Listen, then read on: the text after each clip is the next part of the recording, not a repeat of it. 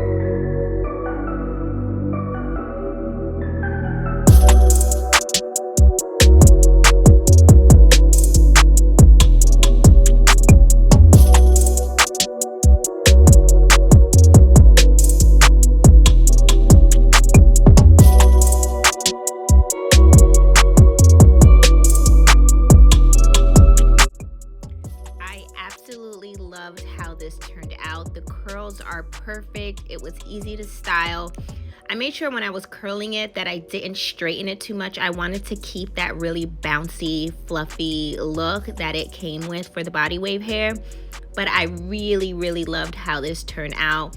The hair is so soft. The texture is really good. Quality is amazing, and the shipping was super fast. I will definitely drop the direct link to this unit in the description box under this video. You can find it on Amazon. If you like what you saw, be sure to hit like and subscribe, and I'll see you guys next time. Bye, everyone.